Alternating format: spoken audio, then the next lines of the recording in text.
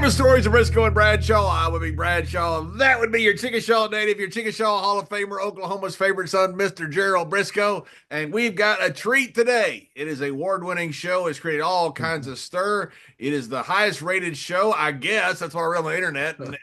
Anything you read on the internet's got to be correct. In Vice TV history, it is the Darkside of the Ring. It is Mr. Evan Husney who has developed it and produced it. Evan, welcome to the show. Hey, thanks so much for having me. I really appreciate it. I've been watching the show since you guys started it, so I'm very excited to be here. So thanks for having me.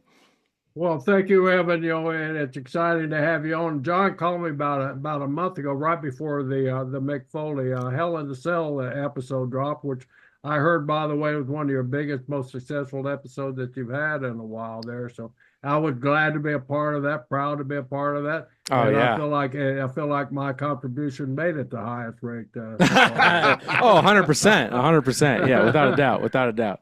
Yeah. So welcome aboard here. We got a lot to talk about, so welcome here. Yeah, we understand if you're going to get into it a little bit, if you can't, that's fine too. You're out in Albuquerque doing a new show that you're developing. Can you talk about this new show that you're developing? Yeah. I can in sort of broad strokes. We haven't released many details about it yet, other than the fact that we're working with Hulu right now, which is awesome. They do have sort of the second window rights on Darkside of the Ring, so a lot of people have watched it on there. And we met the guy who greenlights the shows there, and he was a big fan. He's a big wrestling fan, actually. And he was like, "Is there anything else you guys want to do? Any other areas of interest?" And me and Jason Eisner, who created Darkside of the Ring with me, we grew up also as big heavy metal fans. So we wanted to do a series kind of about stories from the world of heavy metal in a similar way. It's not a dark side of metal show or anything like that. It's a brand new series called Into the Void that's probably going to be coming out later this year on Hulu. But that's what we're working on right now. We're on the road talking to all of our other childhood heroes from a different walk of life. But yeah, it's been a blast. It's been amazing. So you guys basically don't work for a living. You guys just have fun doing stuff that you guys want to do. I got to be honest. Kind of like we do, John. That's right. Yeah, like right. Us. No, I have to be honest. Like it's such a blessing, and I'm so grateful that our careers for the last 7 or 8 years have been all based in the stuff we loved as kids. So it's not work. It is fun, and it's been awesome. So I'm really grateful that we've had this opportunity, all these opportunities. It's been great. Well, tell me this, Evan. You're coming along, and you're working in TV. Did you go to school to study producing, or how did your passion for this line of work come about? Well, I actually dropped out of school. That makes three of us. Right. Yesterday we had the first guy to bench press 700 pounds on our show. We found out we're the three dropouts on that one too. So there you go. You're in good hands. You're with good company. The first guy to bench press 700 pounds. Miss our city. If those guys don't catch the reference. Wow. That's awesome. I always had an interest in film and music, but I was really captivated by movies at a very young age. Wanted to direct, wanted to write, produce, do all that stuff, and was trying to follow that dream. School just didn't work out for me. I was a little too impatient. I wanted to get into it right away. I thought I knew everything. I had a big kind of chip on my shoulder, and because I've been watching movies and working in video stores my whole life, so the stuff they were kind of telling me, I was like, I already know this shit, and I don't. So I had that kind of stance about it. But yeah, I left and I took a job. I interned for one of the most notorious exploitation film companies ever, which is a company called Troma, based in New York City. They did movies like The Toxic Avenger and stuff like that. What was so bad about them? Well, it's just, they're just notorious in the fact that, they're very cheap, gore films, lots of nudity made for 12 cents, type of film, sex comedies, things like that.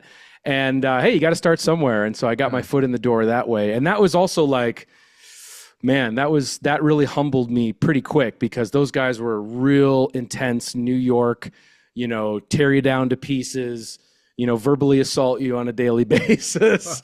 But it definitely got me, that was my college education. And so then, I just kind of worked a bunch of different jobs, worked in film distribution, and then got an opportunity to work at Vice as a producer. And then they were starting this TV channel, and they were like, "Hey, anybody got any ideas?" And I loved wrestling. I grew up as a huge wrestling fan, and that was kind of, the rest is history. I pitched this Bruiser Brody story that I was infatuated and captivated by, and they were as well. And so then, I'm oversimplifying the process, but then we were off to the races. Where did you grow up? I grew up in Minneapolis, Minnesota. So you grew up in a wrestling hotbed. Definitely. You're AEW or not AWA, right? Yeah, I mean, I'm probably a little too young for AWA, but my parents definitely would always talk about Vern and watching it on TV. My dad grew up with people who wrestlers in the business, and seeing them at restaurants and bars and that type of thing. And so AWA was like a known thing, obviously, growing up there. So but you were a cable area shop guy. Oh yeah, you got it all at a young age. And what do you kind of migrate to your favorite WWF at the time, or what, or Georgia Championship, or what was your when I was really young, like 5, I was into WWF stuff. Like I was, like a lot of kids, in the late 80s. I was really into just what was happening, Ultimate Warrior, Hulk Hogan, Undertaker, all that stuff. And, by the late 80s, early 90s. And then wrestling then came back around, like a lot of people did, by the mid 90s, when it was getting, just super hot again. And WWE didn't come through that often, from my recollection, into the mid to late 90s, but WCW always came through at the Target Center, and so we went all the time. And so I saw like every single Nitro that was there in Minneapolis, and really became a WCW fan as a kid, which led to us doing that. Did you go to the Pasta Mania at the Grand American Mall? Absolutely. Wow. Pasta Mania. I mean, I remember when the Mall of America opened, and I wasn't there for the first Nitro, but I definitely remember Pasta Mania. And I mean, we went to the Mall of America all the time as kids. Oh my God. Yeah. Pillman's last show was in Minneapolis. That's right. Not in the Target Center. It was in the one in St. Paul, right? Yeah, I think so. I don't know what it was called then. I can't remember, but yeah, that's right. He was there. I think he was found there. Yeah, we had a pay-per-view the next day, I think in Kansas City or St. Louis. St. Louis. We were driving to Kansas City, and that's because it was St. Louis, John, because we had all the legends there, Luthez. And, and all that there was there the next day, and having to break news like that in front of all these legends was awful. And of course, I was assigned the duty to do that because I knew all those guys personally. And wow, it was tough going in, and I can't imagine. And their questions, what's going on? Why can't you guys prevent them? Because a lot of guys were dying, and they had legitimate questions. The old timers wanted answers, and we had no answers during that time. At that time, yeah, crazy, yeah. Yeah, you can look back in history and kind of figure it out. But I had an interaction. We're not even talking about Brian. I love Brian, but I had an interaction with Brian that night in St. Paul. It was just like strange. It was weird. Because we were good friends. I made some little joke with him, and he kind of barked at me a little bit. And I thought that was strange. I said, Brian, I'm just having fun. He goes, oh, sorry. I don't have any idea if that has anything to do with what's going on inside of him or anything or whatever else. But for Brian, I mean, it was like because we did our season 3 premiere was a 2-part Brian Pillman episode, which is one of my favorite episodes we've ever done. That experience was amazing. I was a huge fan of his as well. And just like his after the car accident that he suffered, as we all know, it's just like, and his life kind of behind the scenes was in such chaos between his home life and trying to provide for all of his kids and all this stuff, and the amount of pain that he was in following the ankle surgery and everything, or the ankle injury, just unimaginable. So wow, yeah. I asked him one day. We were sitting there, we were having some drinks or something, and I said, "How much does your leg hurt?" And he said, "Every step." Wow. And Brian was a really tough guy. He didn't bitch about stuff. It was just me and him. If it had been other people, he probably would have said, "Oh, I'm fine." I wouldn't say anything, but it's just me and him, and he had enough openness and candor about him to let that be known. He didn't say much else about it, but it was pretty obvious that he was in Yeah. horrible pain. And Yeah. John, you saw it close to me, John, because you were in the dressing room, and I just see it at catering and in the hallways. But the pain that he was going through after that accident was just constant pain. I mean, you'd see him sitting in catering or see him walking to catering, and he was just generally walking, just in pain. And in my mind, I go, man, that's got to be awful. It's got to be terrible. Yeah, and then of course, trying his best to ignore it and continuing to do things in the ring or to still try and prove, himself maybe a little bit of what he was able to. Yeah, because he had just landed this incredible deal. He had done that bidding war, and he had made himself, the hottest free agent, if you will, by getting out of his WCW contract. He sets all this in motion, pulls it off, and then this horrible thing happens. And what are you going to do? You gotta keep up, that he's still an asset. Wasn't that such an ingenious thing that he did at that time in the history of our business, turn himself into a free agent, which, you can kind of look back, and Brian kind of started that bidding war, toward guys. And he created that by himself, and which I always thought was fun. I used to talk to him about that, how he did that. I admired the crap out of him for doing that. But the way he come along and turned himself into a hot commodity like that, just out of the blue. I mean, it's so great. But during your course of the interviews, what discussion did you have with him? Oh, there was so much. I mean, probably one of the favorite interviews I've ever done for the show, even as frustrating and insane as it was in the moment. Was with Kim Wood, who was the Cincinnati Bengals strength coach, who was sort of his mentor, right? And he and Brian sort of devised how they were going to play the industry, so to speak, how they were going to convince, people on the inside, not just smart fans, but the people inside the business that maybe this guy is legitimately crazy and he's going to drive up more interest in himself from within. And which, as you said, was very unprecedented. And, and just the antics and the ideas that were floated that they didn't actually do. There's a famous story where Terry Funk, came up with this elaborate scheme for Brian to get lots of free publicity, was to get Kim Wood to give Brian his pass during the Super Bowl. I'm sure you've heard this story, but if Brian could get the Super Bowl credentials, he should just sneak onto the field, during the game and chain himself to the end goal. And then, it'll take him 15, 20 minutes to get him out of there, but he'll get national exposure. Money can't buy.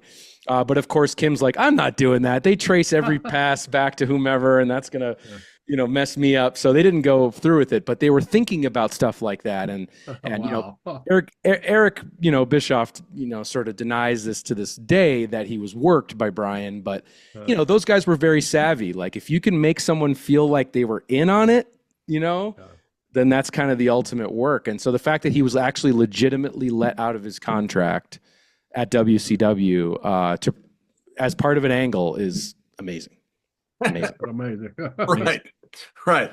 Yeah. And Terry Funk can come up with some of the worst ideas in the history of the world. And some of the best. Oh, 100% some of the best. 100% some of the best.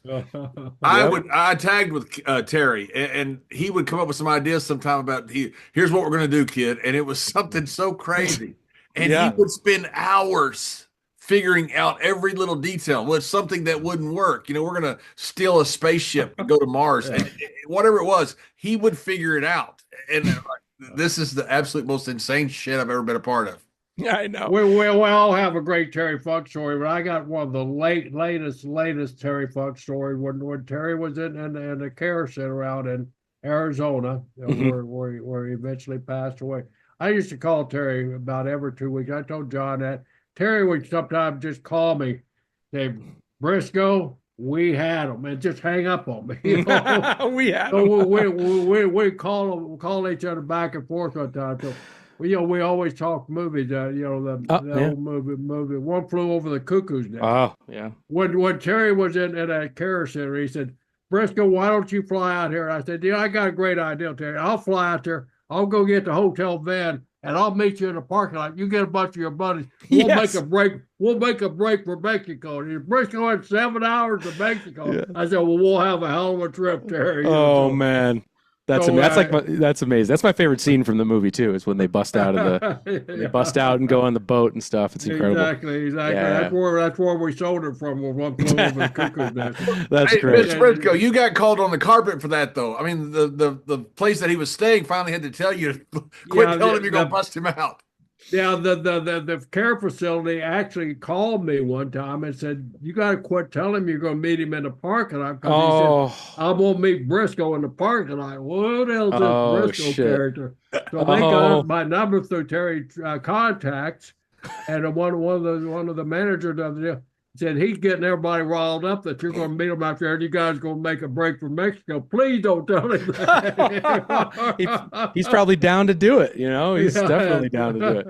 Oh Okay, man, if I would have gone out there, Terry would have done it. yeah, right. No, exactly. I mean, again, I was just, so fortunate to have the opportunity to interview him, before he moved there, because we interviewed him at his home also in season 3 when we did the FMW episode, which is some of the crazier shit in wrestling ever that he participated in. And it was a blast, just I don't being know. able Why to. would you call a death match crazy?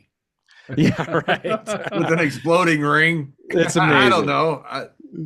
Just him and the fact obviously that his career spans, NWA world champion, and that is just, it's just mind blowing. But it was such a great time that we had with him, and I was glad to get him in the show. Evan, you've been around a lot of great minds in our business, but you're never the first to do anything. But these exploding rings, barbed wire, burning barbed wire, and all that. John and I used to have discussions. There's no blueprint for that. You can't go on Google. What's a spot for an exploding barbed wire, man? So you have to sit down in your demented mind and come up. And that Terry Funk was a perfect guy for the Gallus. Oh yeah, it seemed like he just loved it, and then just in like totally embracing the chaos of, what might happen, and maybe it's not going to be big enough, and we should add more, explosions to it to make it even more epic, and but even looking back at some of those FMW matches with him, it's like, even though it's just a bunch of crazy stuff and the spots are out of control, but he's still dramatically selling all that stuff in such an incredible story. He's telling the story. And it's like, it feels like a movie. It feels like cinematic still. Like, when I think it's like the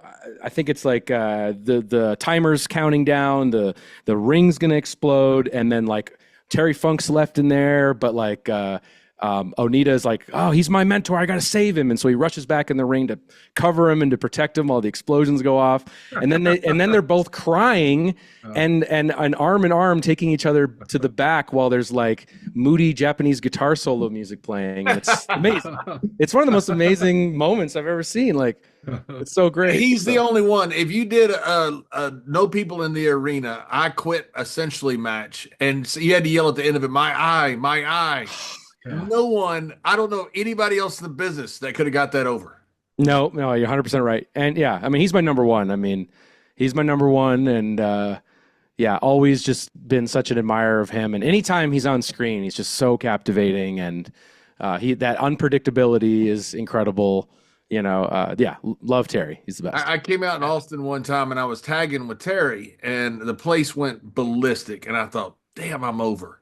I really thought that. I'm not kidding you. This, that's why I got on a Zoom call today at 1 o'clock because I'm not that smart. I'm just, as Mr. Briscoe will tell you. I'm sitting there thinking, oh my God, I'm really over. And then I looked over and I see Terry waving that towel, and I realized not one eye in the arena is looking at me. Not one. Not one. There's not like a cross-eyed person that's like looking at him and me at the same time. All of them were looking at Terry. And so I just walked to the ring. Nobody even noticed. And they're still going crazy. I thought, holy shit. Oh my God. Yeah. So Evan, when you first pitched the Bruiser Brody, what was your idea? Was it your idea to do a whole series, or was that just an idea to do a one show? Well, I think in the very beginning, it was just to do a Bruiser Brody documentary. It then quickly evolved to like, well, if you're going to pitch one, it'd be better to pitch it as a series with other stories from wrestling and so on and so forth. But I was getting way back into wrestling, 8-9 years ago, and just going through YouTube and seeing all these just incredible clips of Brody and, from Japan, of course, and World Class and all the stuff with Abby and, all that stuff. And the stuff in Puerto Rico is insane too. And just watching all that footage and just being captivated by his believability, his aura, his presence, just this monster guy. The fact that he came out to Immigrant Song, incredible, swinging the chain, basically inches away from just hitting people in the head with it. Of course, that dovetailed into appreciating Stan Hansen and, all that stuff. And that was a Killer Carl Cox gimmick, by the way. Oh, the twirling of the chain. Oh, wow. Yeah, it's incredible. Yeah, it's amazing. And so, of course, then reading about what had happened to him and just how absolutely heartbreaking and aggravating and puzzling the whole situation was, and how there was still this sense in the air among people who were there, who talked about it, were it's like very guarded about like the way that they were sort of talking about what actually happened. And so for us, Evan, that's an important point. Why do you think they were like that? I mean, to me, Atlas was the most outgoing of them. Yeah. He never felt like he was guarding anything. Tony's not, I hate to say it, but Tony not built that way where he would guard something like that. Right. The other guys were kind of guarded. Why, man? That place is dead and gone. Let's move on. Let's try to get the truth out. I mean, I don't know for sure. I can't say definitively for sure, but I think it is a cultural thing, not within Puerto Rico, but within wrestling a little bit in that era of, you're kind of your own boss and you're your own person in that territory system, and you want to make sure not to burn any bridges or to create any enemies, or someone got killed in this situation too. You don't want to be taking sides, maybe perhaps, but it was something that was just like there was an aura of menace and dread that was sort of hanging over this story at that time. 8 or 9 years ago. And so I was just very interested to find out as much as I possibly could. And so just, started talking to the people who wrote the books on the subject and, talking to people and trying to put it together as a project. Finally, when Vice seemed interested in it, we spent all of 2017 filming just that episode as sort of a pilot proof of concept. And we got to know, Barbara, of course. What a sweetheart. Oh yeah, she's the best. I mean, I would go back and say that all of this with Darkside of the Ring is thanks to her in many ways, because we would never have done the Brody episode obviously without her. And so her sort of like legitimizing us and giving us that stamp of approval helped us in so many ways, because we were nobody. We're just a bunch of marks with some cameras and nobody knew us from Adam. And so to be able to have her to, call David Schultz and be like, yeah, you should talk, you can talk to this guy, like that helped us in a big way. And so, but yeah, so we owe everything to her for sure.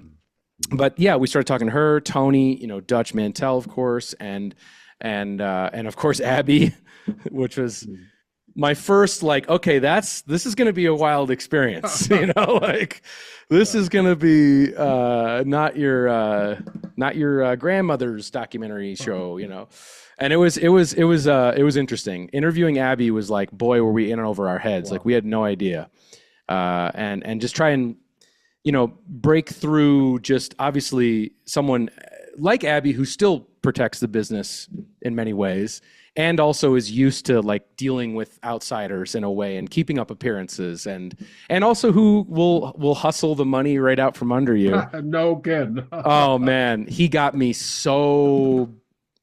pretty good. I didn't know anything. I was so naive to how all this worked at the time.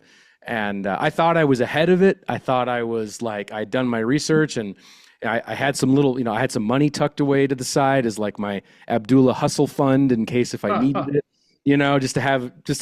had that in the budget. Was it listed Abdullah Hustle Fund? Yeah, in the budget, it's the hustle fund. And then, as soon as he started laying it on thick, and he was like, You know, you're going to have to pay me more money. I let you into my home, but, you know, he sounds more like this, you know. I let you into my home. I let you do all this. I don't let anybody in here, you know, and all this stuff. And I'm like, okay, hang on. Let me make a call to, you know, corporate headquarters, and we'll see if we can, you know. And then we pulled out the hustle fund, and it wasn't what he had in mind. He was thinking much more. And but then he was pulling out the empty wallet and giving me the sob story of, I don't have any money, my wallet's empty, see all that. And then I was like, okay, fine. And we agreed. And now I'm paying out of my own pocket, not even the company. Screw it. It's me. There's no company. It's me. Yeah. So I'm paying him now to get this show on the road because we're just starting out. And then he looks at me, he takes my money and he puts it in his wallet and he goes, you should have never told me about your father. And that means earlier we were talking about my dad who, you know, was in the entertainment industry. And to him, that meant we were, you know, rich power brokers in the world. And so he could get it from me. And he's like, what? So because I told you about my dad is like, that's what he's like, yep, that was the tell. And then, you know, boom, I definitely would have got you anyway, you know, and that was it. So that was a big learning experience of like, man, you're going to deal with some characters, you know. Was it worth it? Oh, yeah, absolutely. Oh, yeah. Oh my God. The footage of that first Abdullah interview is some of my favorite because once he got the money and got taken care of, then he delivered. No, but no, he was, and again, I was green as grass for interviewing wrestlers, you know. I was doing things I kind of look back and would cringe at probably the way I was phrasing questions, for example. You know, I would ask him, I think the network wanted us to get like very wrestling 101 terminology definitions, just in case we needed it, just to make the show more accessible to, you know, to outside folks.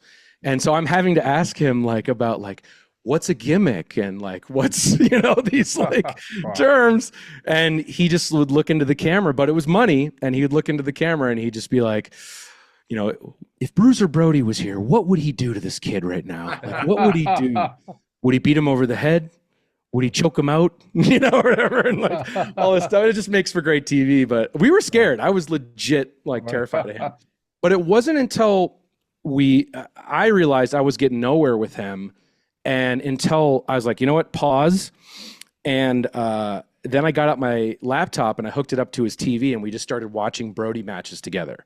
And as soon as he started seeing footage of Brody and seeing himself wrestling with Brody and got more nostalgic for that time period, and that just his sort of, you know, harsh facade kind of slipped away, and then he opened up and then he was way more emotional and honest, and that seemed to work.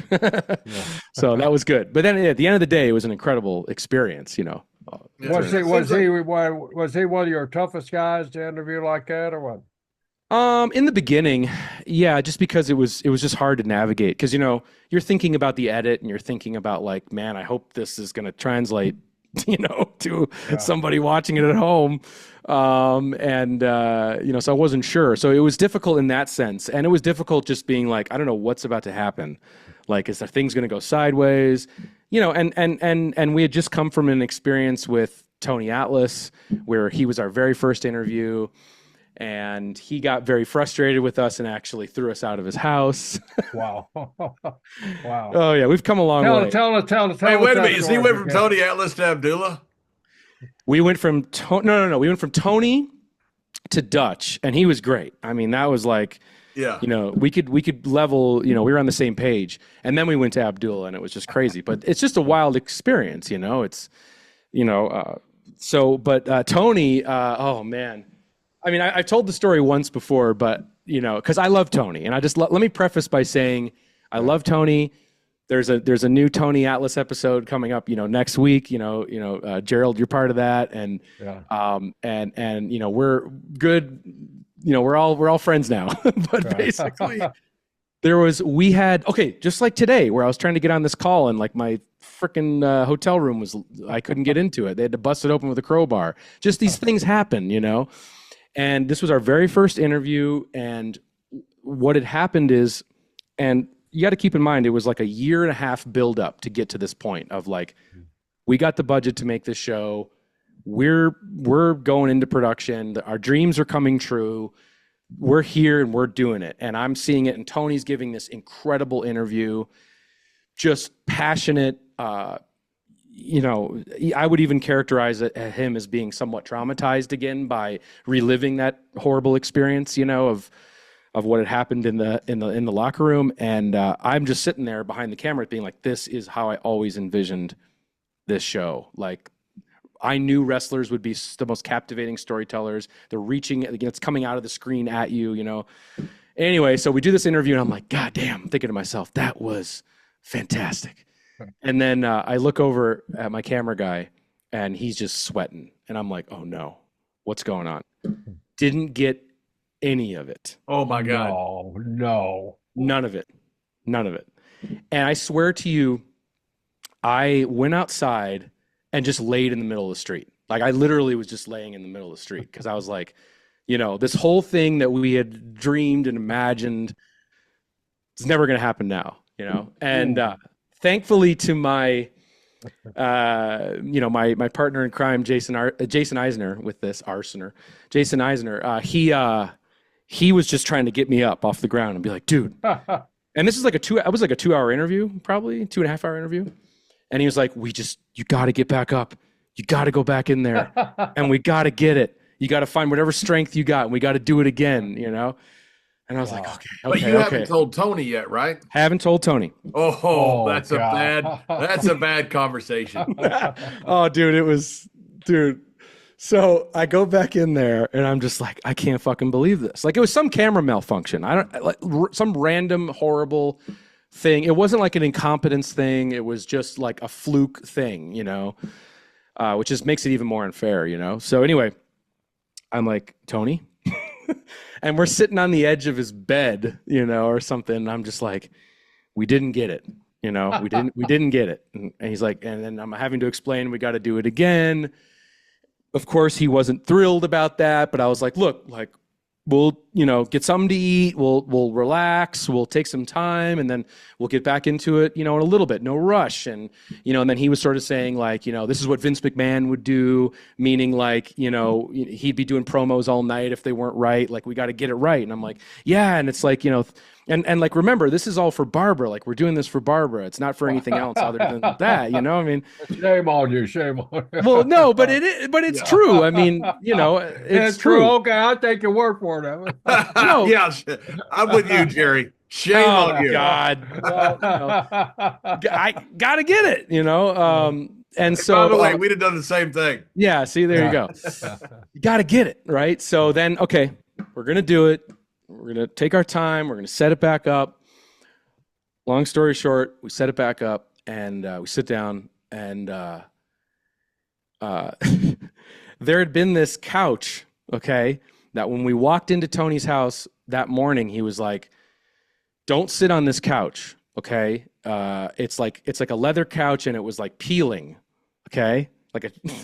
This is weird, but apparently some wrestler had stayed over there for a week and like the sweat from his head had started some peeling process on this couch. Any idea who it was? No, I don't know, but it could be a future episode, I guess.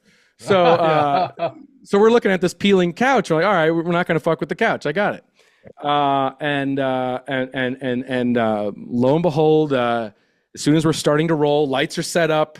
Here we go. Bing, bing, bing. Take two. Someone's sitting on that part of the couch and he loses it. And now in his defense, obviously, you know, this colossal F up, you know, on our part, you know, I would be mad at us too, but also I think during his interview, the first time, it was so good that he was back there. Like, he was back in Puerto Rico, 1988, in that locker room, reliving all that stuff. So I think he was pretty triggered already by the emotions of reliving that whole thing. And I think it could have been anything that set him off. And he's been very open and honest about that side of himself. And you'll see it next week on the show. Yeah, he lost it. And there was, he ran out of the house and he went downstairs and he had like a double unit duplex thing and shit was being smashed and thrown and it was crazy. And I'm like, oh my God. And I just was, I was like, this is it. Like the show's been born dead basically. And I'm going to go down. And I started running after him and just said, Tony, I'm going to buy you another motherfucking couch after this. We'll go fucking couch shopping after this, and I could just tell he was in a state that reason was not going to get there. And so he threw us out. And so we left without anything. But thankfully he sent me a text message that night and he's like, I'm sorry. Like, I'm going to make it up to you. How can I make this up to you? Like, let's get together on this. And so we did wind up reshooting it, and it was just as good, if not better, than the first time. So that's got to be traumatic. You get this. It was fantastic because Tony's a good talker. Oh, he's amazing. He's amazing. You love to hear him talk, and you got all this great stuff from Tony. He's going back in time. He's the witness to it. He's the one that stood up for all the things that you're supposed to stand up for. He's the main character of the show. And you lose the footage and get thrown out. It's just you can't get any worse than that. I just remember, like, because our crew is Canadian. I'm the only American on the show because the show is produced out of Canada. I just remember our like Canadian crew in the car ride home is like, they're just doing that very Canadian thing where they're like, just talking about this camera and that gear and what you think of the XLS4? And I'm just like, can you guys just shut the fuck up? We just lost the entire fucking show. Oh, it was bad. It was a bad time. But those are the things you look back on now where it's like, man, this is not just it's not just a job, it's not just this is our gig, this is something we put all of our blood, sweat, and tears and soul into, Well, Evan, just to interrupt here and take up for you, my partner lost one of our best shows ever when he was living over in Bermuda. Living over the life of luxury on the Bermuda Island, all the rich guy and all his rich neighbors over there. We did a great show. I'm not going to say with who, but it was one of the best shows we ever had. And John, did you send it off? Yeah, I sent it off. He sent it to space. He sent it to cyberspace. The guy got emotional talking about some stuff in his life, and it was just fantastic. Oh, you lost the show, huh? The stuff that you don't get normally, and we got like John said, the guy like was a big tough guy, and he got emotional about something, and he's so we got done. Jerry called me and said, "Man, that was the best thing we ever did," and I said, "My God, that was great." And then then somehow I lost the show. And I've got to call Jerry back first. And I'm like, oh my God. And here's this guy who cried on camera and we got to call him back. Oh yeah. Yeah. Oh yeah. Yeah. Those were the two worst conversations I've ever. It's just when anything like that happens, it's so viscerally devastating, to lose footage is like, it's just so it's painful on a very unique level, and for this to have been our first interview ever. Yeah, really. Like after a year and a half of like planning our lives, it was just oh my God. But thank God it happened and we were able to get it back and on track and oh my God. It seems your show is one of these shows, but you couldn't have done this back in say 1990 because you talked about getting Abdullah in the mood by watching the old footages. The WWE Network, first brought this up. Then to have YouTube all of a sudden became the repository of all these incredible content of wrestling and wrestling matches, the shoot interviews, shoot interviews and all this stuff. And now you've got this incredible genre that you guys are the leaders in, but a lot of it seems could not happen until this point in time. Yeah, I think definitely just out of base, just because the business was still protected. Actually, we're doing a episode this season on Eddie Gilbert, and Eddie Gilbert was really one of the first people to ever do a shoot interview, really like a fully in-depth, long-form shoot interview, and that wasn't until 94 or whatever, 93, 94, whatever it was. Doug Gilbert did, but he wants that forgotten. There you go. And I love Doug. We brought that up. He's like, "Oh, guys, come on." That's amazing. And so that factor of just the business being closed off and historically not going behind the curtain, so to speak, but also around the time when we were doing this show, the main reason we made Darkside of the Ring, outside of being fascinated by the story of Bruiser Brody and everything else, was also in protest a little bit because Jason Eisner, who I mentioned earlier, he and I had interest in doing more of a scripted sort of adaptation of a wrestling story. Actually, the Von Erich story was something we were very keen to try and get on the big screen, or even on the small screen and as a TV series or something. And so we had gone around, we'd pitched all over town to do a wrestling related scripted show of some kind, like a dramatic series. And there was just zero interest from, executives or people, the powers that be. Like, it was kind of like, oh, that phony stuff, like it was literally like there was no love for wrestling among any of that stuff, or any love that it would do well, or it would perform well, or if there was even an audience for it. And I'm talking like 2014, 2015, somewhere in there. Wow. And so the whole idea to do a doc series came from the idea of proving that these stories will not just appeal to a wrestling fan, they'll appeal to anybody. And because they're wild and crazy and insane stories that transcend just like being a fan, I mean, if anyone hears the story of Bruiser Brody or Brian Pillman or, whatever, they're going to be captivated by it. So that was kind of what we wanted to prove, is like, people are going to be interested in this if they're a fan or not.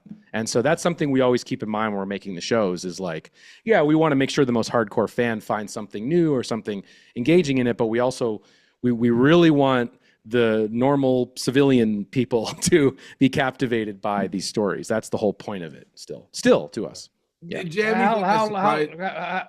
Go ahead, Don. Did you have anything that surprised you? I mean, like, you obviously probably had your holy grail list of, your 3 or 4 top topics that you wanted, but did you have something that surprised you that's really turned into something, not necessarily just from viewership wise, but that too, but from what you got out of it and the quality that you came out of it when you weren't expecting it? Yeah, I mean, there's a number of things. Even when I go back to like season 1, there are some stories we did in season 1 that are well covered ground, like the Montreal screw job, is something everyone. Mr. Briscoe's never talked about that. Yeah, yeah.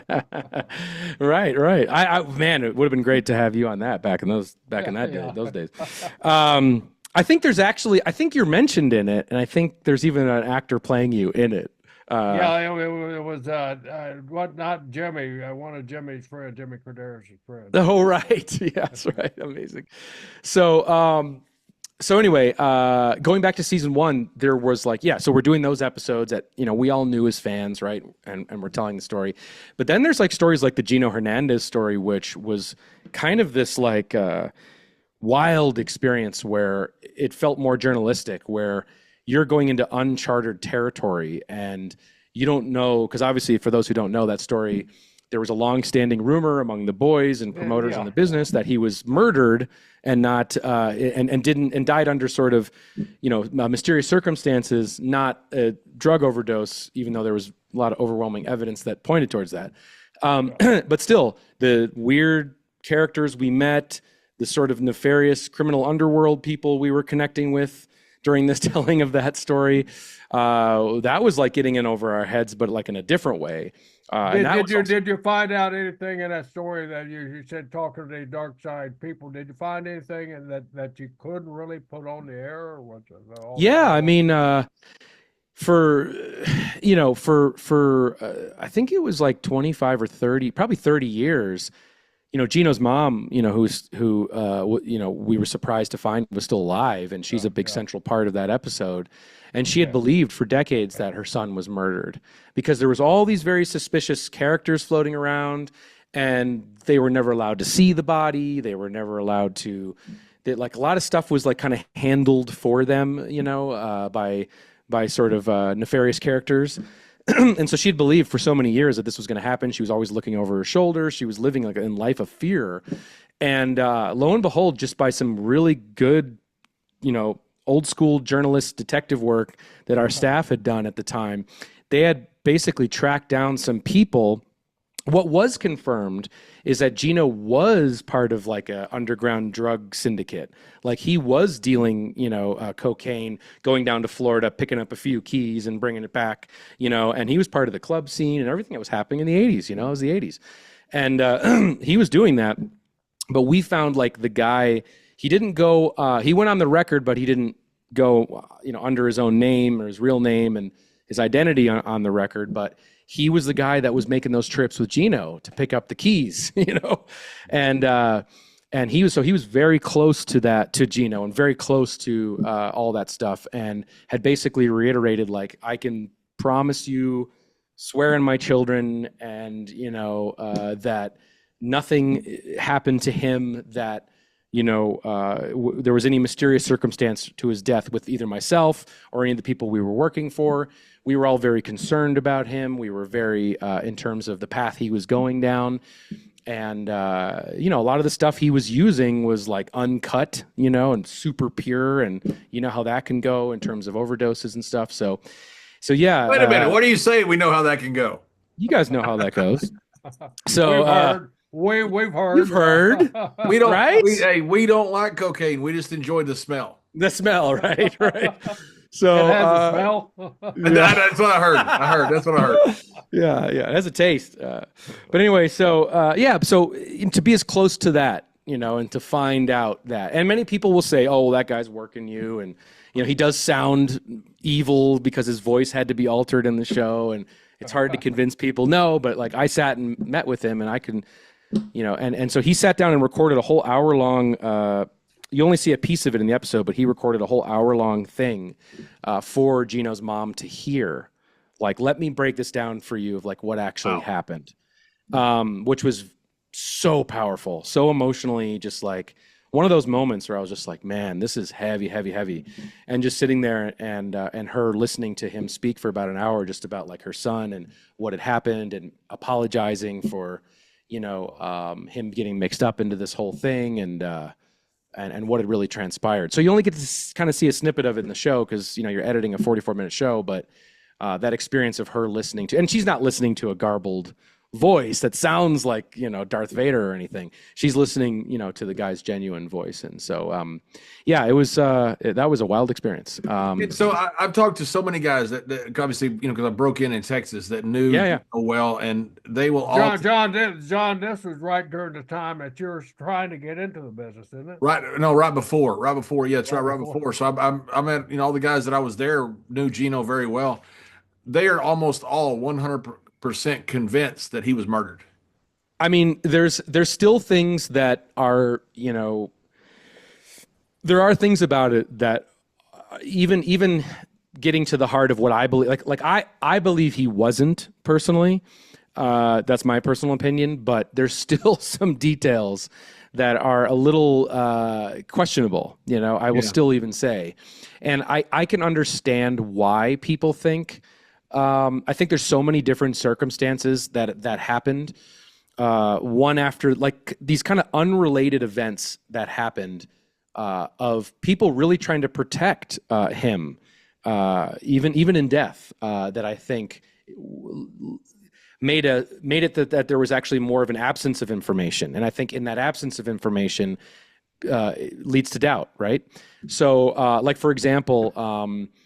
The drugs was flushed by one of the world-class refs, and when he discovered the body, and that would have been key in having to be able to test and to be able to see and, what was going on and all that stuff. And, so all these little circumstances that took place, I think led to a lot of questions. And I think that's why it's one of those things that's kind of built its own lore around it.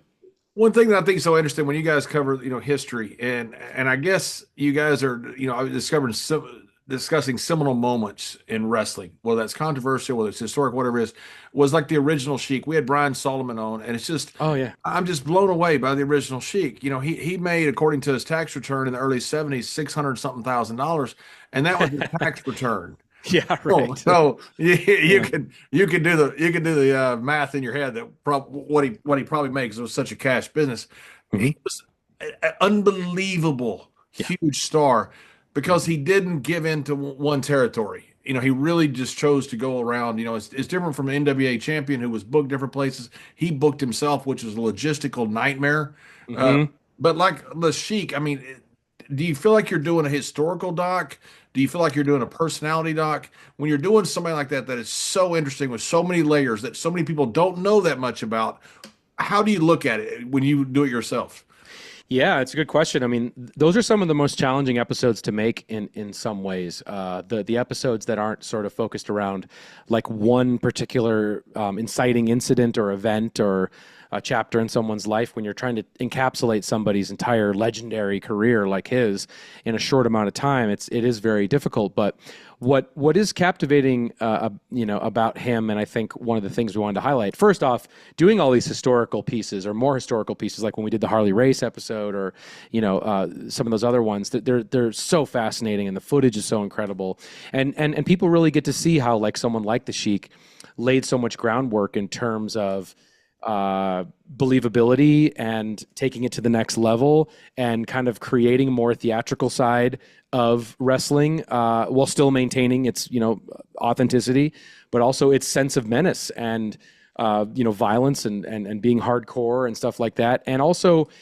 he exploring the lengths that someone would take his character at that time, I think is something that's unbelievably fascinating to a modern fan, when you juxtapose it with today, right? And just to sort of see how a lot of the roads go back to the Sheik for so many different things that we experience even in wrestling to today.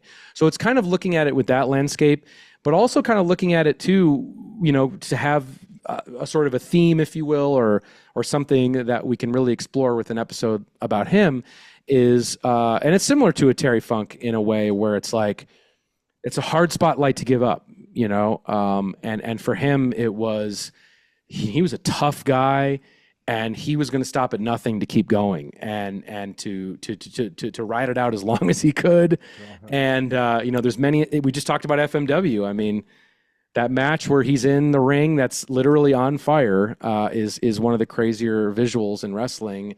And, he's whatever he is, late 60s or mid to late 60s or something, maybe even older, when he's doing that. And so that is sort of a quote unquote dark side, if you will, or just, the kind of hold that the business can have on somebody, and him trying to still, maintain that relevance and to keep going, and also the financial aspect of it too. I mean, he had such a roller coaster ride in terms of his finances, as we get into, but yeah, it's kind of just trying to get into one part historical, but also what makes this person tick. Yeah. And it's very challenging with a subject like the Sheik, who, a lot of his contemporaries aren't around, or people that were super, super close to him at his heyday. Right. So, you can only get so much information. So, yeah. But, when you look at our business, it's changed so much. I always say people that will look at our business and say, well, it's full of drugs and all this other stuff.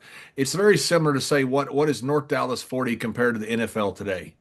And what our business was the wrestler, and not just in the small little house shows, but all over. That was the world back in the 80s and the 90s. When you're doing all this and you're uncovering all this stuff, does your love of wrestling grow, or do you does your spite for it grow more? When you look That's such a good question. That was a pretty screwed up business, which I was part of, and I'm glad I'm on the other side.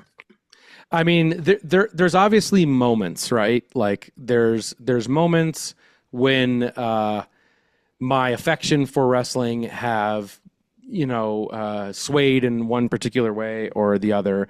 And it depends on what happens. Like if there's a huge blow up, or like something goes completely sideways, or we create some massive controversy, or somebody we've interviewed, turns on us or says some crazy shit about us that isn't true, or whatever. You get wrapped up in the drama of it, right? That's never happened, right? That doesn't happen to you guys, right? Ever? Guys will go on the internet and say stuff that's not true. I don't think that happens, right, to you guys?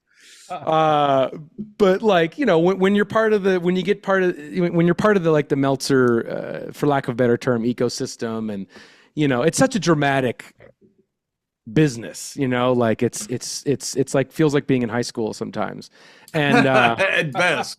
At best. I look at something. We have guys on our show, and I've texted Mr. Brisco during the middle of the show and say none of this is true, and he'll text back and goes, not a bit of it. It's like I know. And I don't know, and I guess that's a great. I don't mean to cut y'all, but that's kind go ahead. It's kind of an interesting question for you. Is we don't correct guys. It's their story. No. I Yeah. think most of the time they're misremembering it. I don't Sure. think most of the time they're not lying. I think they conflate stuff a lot of times. Sure. I'm sure I do. Yeah. We don't call them out on stuff like that. No. When you No. have that, it's not your fault. If a guy sits there and conflates something, or misremembers, or flat out lies, whichever it is, and I'm not judging any of it. I think most of the time it's misremembering is what it is, because we do the same thing. We'll say Sure. they'll show us the video and like, oh my God, I was completely wrong. It's 30 years ago. Yeah. Matches. What do you feel as part of, like, say, your responsibility? Do you want to? Well, I'll tell you what we feel. We let the guys tell their story. We don't correct them. We let the fans decide whatever they want. What do you feel? That's 100% my opinion. Even when we did the Brody episode, we really leaned into the differences of how the stories are being told. Like, so for example, I think Tony's story and Abdullah's story doesn't line up at several points, and so we decided to lean into that, just based upon, like, look, this is 30 years ago, and even how we sort of arrived at the visual aesthetic of our reenactments, if you even want to call it that, was sort of a faded memory, and the idea that hindsight isn't always going to be clear in that way. And it is subjective, and it should be in the hands of the audience to kind of make their own determination. And I think that's the best way to go, with these types of stories and with these types of people in the episodes. It's like, because if you sit there, I mean, there's so many times where I've walked away from an interview, not saying any names, but I've walked away from an interview and I've looked over at, like, my crew and be like, well, we just got worked for 2 hours, boys, or whatever, or like that, we didn't get shit there, Is that the reason you left my interview and walked out my yard? Sorry, it was you. Yeah, sorry. Damn it. You're you figured it out. Secret, though. No, yeah, you figured it out. No. But, like, or whatever. And, like, but for the most part, we always want to leave it in the hands of the viewers, right? Like, that's the best way to do it, is even if two things don't add up, well, you decide. And here's the information, here's their recollection, here's their story, and which, by the way, you guys get the heat for that. Always. If a guy sits there and gets interviewed by you, because we've had it too. We've had guys on, and I think they've misremembered. I really don't. I don't think they're lying. I really don't. Or there's another version of that, which is they've said one thing, they regret saying it, and then they come back and say, oh, well, their editors are, taking things out of context and whatever, and then and then we get the heat for it, and it's like, I'm not the type of guy. I'm just not the type of guy who would be like, well, okay, here's the unedited footage. There you go, or whatever. Because that would be a bad look, and that's a dick thing to do. But, like, yeah, you guys never get to defend yourself, or choose not to defend yourself. We just choose. Yeah, it's just, like, if because maybe I'm too sympathetic or whatever. I don't know, but it's like, if I know there are people who've gotten heat, for things they've said on our show, or they've upset somebody or whatever, and they backtrack. And hey, if they need to do that to save face, as long as it doesn't make what we do impossible and it doesn't cross a certain boundary, then, whatever. I get how this works, you know what I'm saying? But if it does cross a certain boundary, then of course, then we have to step in and do something about it. But we never. We choose just to take the L usually. Yeah. And we've done similar, but we're not as high profile. It's just a matter of we just we've had people say he wasn't telling the truth, and, like, I don't even respond. It's like, whatever. Yeah. I don't care. I don't. It's also part of the fun, right? A 30-year-old story. You're some no-name person on social media, and you're bashing us over the fact that he had some facts wrong. I really couldn't care less. Yeah, right. Yeah. So, I mean, and that's how I feel about it too. It's like, in 24 hours, that's going to be very insignificant. So what's been your favorite, take away the ones we talked about, give that an exemption. What's been your favorite show that you've done? God, that's a good question. I mean, I have some personal faves. I mean, I think the one that was, for me, just like, I have like pet episodes that, I don't know if many people care about, but that I love, of course. But I think in terms of the work our team did and putting it together and the experience and chasing the story and getting access to the story and being able to tell it and having people respond positively to it, for being such a sort of, for lack of a better term, controversial hot potato issue was when we did the Benoit episodes. Mainly because it was such a taboo subject, swept under the rug for so long, and something we felt like we could tell if given access to the proper inner circle of the people that were only affected, where they were affected the most by that story, in an attempt to begin to process the very complicated emotions behind that story, and then of course the light at the end of the tunnel of that story, which was sort of bringing the two families back together. Of course Nancy's and Chris's, at the end, and that was just such an overwhelmingly powerful and emotional experience for me, just like being in the room for those interviews or being with them and seeing how all that went down. That to me probably is my favorite still. But there's so many. For whatever reason, I often default to the New Jack episode as one I like to, recommend, because that was again another just unforgettable experience that I'll never forget. Making that. So those are probably my two. What has been the feedback or the working arrangement with, or not at all with, say, WWE? I know WCW is not around anymore. I know those guys, are still around, obviously, but WWE is around, and I guess that's the only one that would be part of what you're doing, because it's the only one that's been around for so many years. What's been the response or the feedback, or what they've worked with you on? Well, I mean, there's been no official relationship with WWE. Obviously, again, without naming names, we do hear feedback, or we hear reactions to certain things through the grapevine or through people we know, and sometimes it's like the feedback is, I have to take my WWE hat off when I watch your show, or I have to make sure nobody's looking, nobody knows I'm watching the show and things like that. But yeah, no, there's been no sort of relationship with WWE. But in other capacities, like when we've worked with Dwayne Johnson's company, when we've done $7 productions with $7, like with Gerald, we did the Tales from the Territory show. That was a different scenario. I love the Tales from the Territory. It's just, thanks. Yeah, that was a lot of fun. There's just been nothing. You guys did a great job, obviously, but also there's just nothing like this business. And I know. People find it hard to believe. When you tell them stories. A couple of years ago, somebody said, "Hey, tell some wrestling stories," and I told some stories that weren't even that bad, and they're looking at me, and I thought, they don't believe me. I thought, why would I be lying about this? But that's how crazy some of this is, and that's the Tales of the Territory. Yeah, that was just. Do you find that same thing when you're talking to your friends, you tell them some of these wild stories? No, that's impossible. That you're living in a dream world. Do you find that same attitude? Well, I think maybe in the beginning, but now they know that this now they know. This is now they know. That's right. But I think in the beginning, we would Tales from the Territories was honestly born out of that type of interaction, which would be like, we'd be interviewing somebody, from the Territory era, and they would lay us some crazy story, of protecting the business, or an interaction with a fan, or some wild hijinks just being on the road or whatever, and it was just unbelievable. And it was like, we need a home for all these like little 5-minute stories. What do we can't, you can't make it a full hour or something, and so it was just a really fun thing to do, and so through the relationship that obviously Dwayne has, with WWE, we were able to get some WWE talent that we normally wouldn't be able to get on Darkside, and so that was great, and that was just an awesome experience, and so it was fun to be able to have an outlet for that stuff.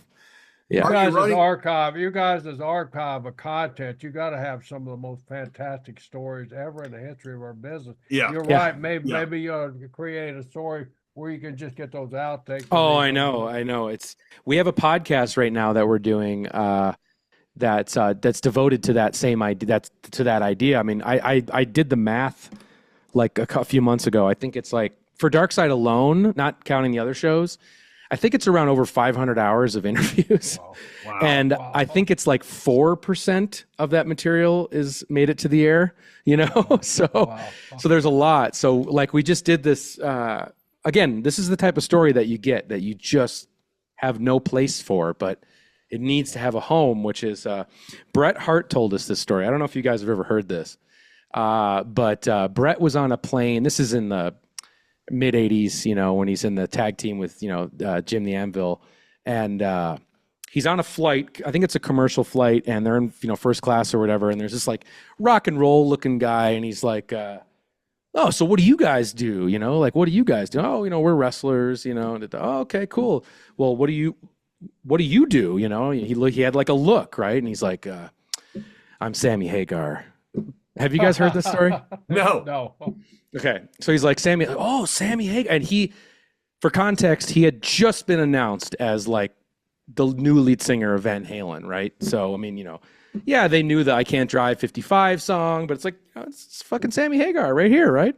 So then they start hanging out, and then Jim takes Bret aside, and he's like, that's not Sammy Hagar. There's no way that that's Sammy Hagar. And then, and Bret's telling this story, and it's so funny. I can see Jim saying that. Yeah, he's like, that's not Sammy. And Bret's does such a fantastic job telling the story. And so then what happens is, I think they're hanging out maybe at a hotel room. Somehow they get to like that they're going to bring him to the WWE or WWF house show at that time. They're going to take Sammy there. And somewhere along the way, long story short, this Sammy Hagar winds up doing a big fat rail of cocaine, just, you know, and then, you know, he comes up like this and he's got like blood running down his nose. And then Jim is like, it is Sammy Hagar. Like, oh, it is Sammy Hagar. Okay, Sammy, you know.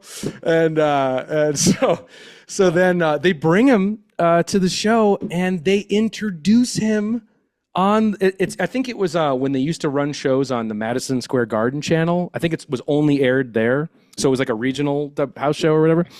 But they cut to like, ladies and gentlemen, Sammy Hagar, and it's just like not Sammy Hagar, like whatsoever. And you can find this on YouTube, and it's really. I've seen that clip, John. I've actually seen the clip. And people have wondered for years, like what the story behind the fake Sammy Hagar was. And apparently, I can't remember, was it George Scott? Somewhere after they showed him on camera, and like the audience had like a weird reaction to it, like they knew it wasn't Sammy Hagar, and like a bunch of other people didn't know Sammy Hagar. I guess George Scott was like huffing puffing around in the back, basically like, who let this guy in here, Sammy Hagar, you know, and was really mad. And Bret's like, oh shit, that was me, like, you know, I said it was Sammy, you know, and so it's just incredible. It's amazing. So it was not Sammy Hagar, because I never did know. Not even close. No. Wow, that's the funny part about it, is like when you look at the footage, you're like, that is not Sammy Hagar. And then, but like, you know, he had whoever this legend is that is like working people to get on television as Sammy Hagar. I mean, that's just incredible, right? Can't write that. Yeah, it's so good. That's awesome. Yeah. Are you starting to run out of topics? I mean, have you got to where like the low hanging fruit's done? Are you going to morph the show into something else to get more topics? What's the outlook for the show now? Yeah, I mean, I think starting with season 5, we were sort of like, I mean, again, I never thought we would get this far. I honestly, you know, I thought having a season 1 was insane, and season 2 was insane, and to be here being like 6, it's just crazy.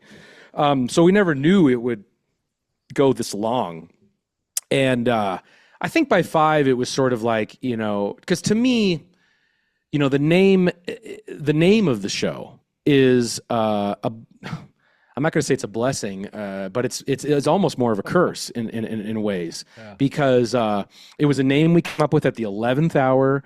We had to deliver and submit paperwork for a name. How did the name come up, Darkside? It was actually my mom came up with that name. Your mom. All right. Yeah.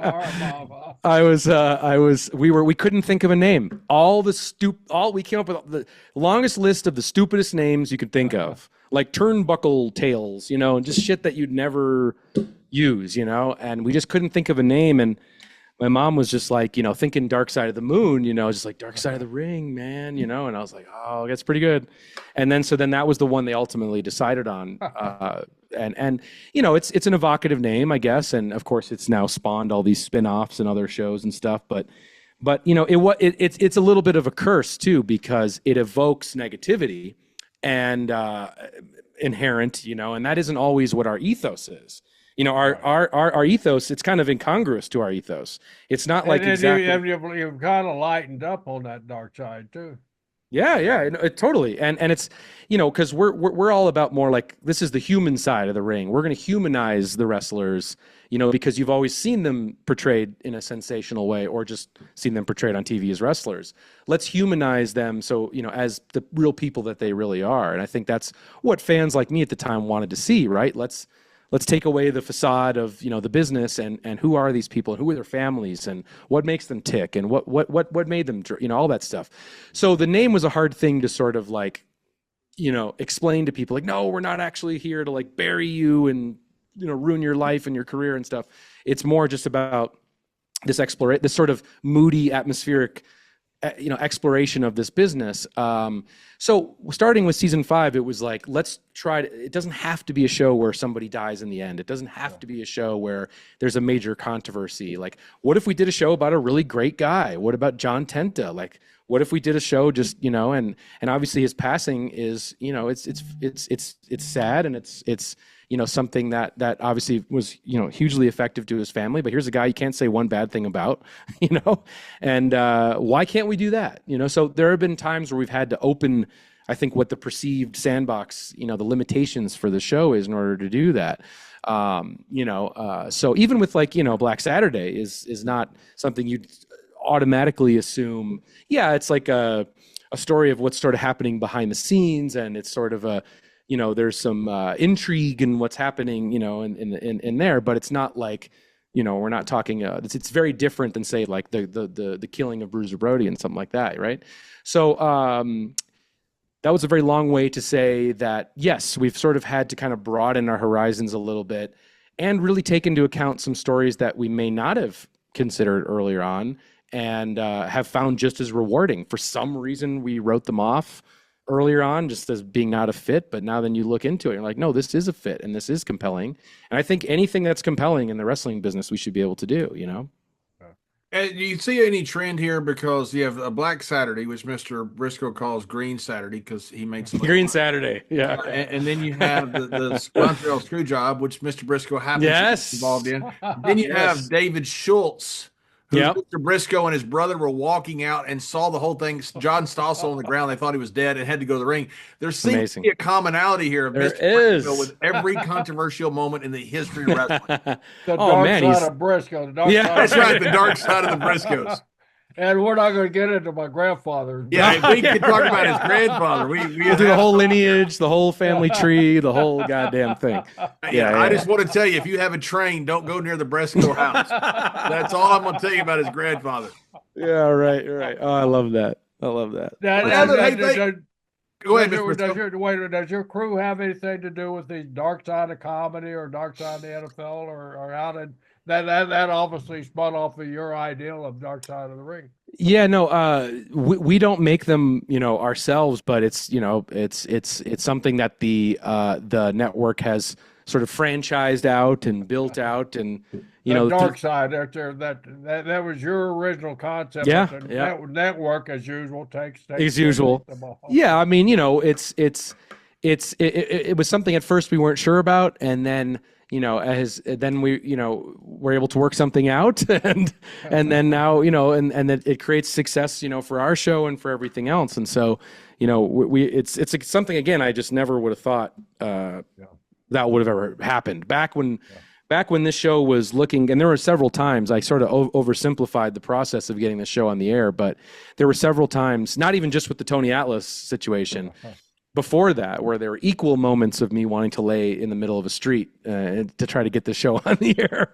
So to think going from that to, all these spinoffs in 6 seasons is just, it's surreal. Yeah. So what's in the future for Evan? Oh my God.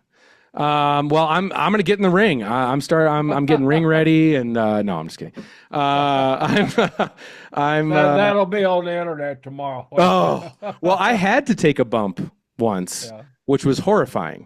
That was another. Okay, remember when I said, just real quick, when I said Abdullah, rolling me for cash, Tony Atlas throwing me out of the house. And I did misspeak because I did say Dutch, he was easy, right?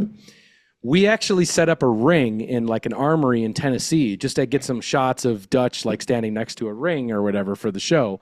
And of course, me being like Mr. Big Mark guy who's never really had the opportunity to step inside a ring, yet to that point, that I'm like, okay, here I go. And I'm bouncing around and bouncing off the ropes. And I'm sure Dutch is just looking at me like this fucking kid, like this, what is this guy doing? And so there was a couple wrestlers there, and Dutch was like, go in there and slam him, and this guy picked me up for a body slam, and he put obviously extra step into it. And I'm telling you, and I landed, I'm sure, all wrong and all bad. And I couldn't believe it. I could not believe the shock wave, that went through my body, that feeling of your head, that kind of slight ring. All those endings kind of just expanding all at the same time. I couldn't believe it. I was like, it recontextualized every move I'd ever seen. Talk about Mick Foley. I was thinking about the Hell in the Cell, definitely in that moment. I was sitting there thinking about every bump I'd ever seen on TV, and I just couldn't believe it. Or jumping off the top rope, that's insane. I couldn't, what, and I couldn't believe it. So I'll never do that. But what's next? Well, we're doing this heavy metal show. I guess that's what's next. And when does that come out? Are you, how far into it are you shooting? Your shooting been done? Oh no, we're in the middle. We're in the middle of shooting it right now. I believe it's going to be sometime this year. I don't have a date yet, so there's no date to sort of say. But stick around and stay tuned, and I'm sure it'll be at some point later this year. Dutch Mantell always told me, he goes, John, there's only two things you can't do. That's heel and babyface. And how right Dutch was. Dutch was the best. I love Dutch. Me too. He's the best. He is such a good guy, smart guy. That's a really smart guy. A lot of fun. Yeah, he was amazing. He narrated our first season. He was just amazing. He was amazing to work with, and he was an early believer in us, and gave us an early stamp of approval too. Just like with Barbara, like without those two really kind of set us on our way, I would say. So I owe a lot to him and to Barbara for sure. Evan, my last question: do you find a lot of the wrestlers like that? I mean, guys that I'm going in to interview this guy. This guy's got nothing, and you go in, and all of a sudden, man, their personality comes out of them, and they open up to you. Who are some of the guys that's really surprised you like that? Oh man, I gotta try and think off the top of my head. I'm trying to think. I'm sure there's so many that I'm just gonna forget off the top of my head. But there usually is. That's a bad question to ask, really. Well, I mean, yeah. No, I mean it's there. I mean, there are people who are just very. Maybe on the flip side of that, there's people who I thought would be, so crazy and intense as a personality, but when the camera's off, they're actually more reserved and they're more, sweet, if you will. Like I was just saying on another podcast, I was just talking about how, Jim Cornette is the type of guy who I just would assume he would, he's just on 11 all the time, right? That's just his default sort of setting, but no, it's actually quite the opposite. Like every time we get to his house, like there's nobody more hospitable and more really just caring and sweet and to us when we're there. It's like this beautiful like oasis respite when we get to his house, and that's just that's not, again, something I pictured, when we started to work with him, but he's just the best. He's just so great to work with. And I did the math, and I think I've been to his house almost 20 times. And really?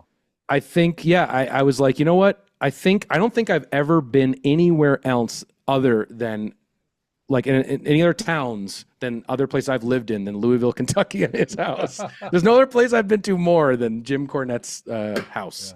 Yeah. So. Well, I got to get you back down here. I want to. Yes. Yes. You like my walk on the docks. I love the walk on the dock. Yeah, absolutely. Yeah, it was great. Hey, Evan, thank you so much. We took a ton of your time, but this is so interesting.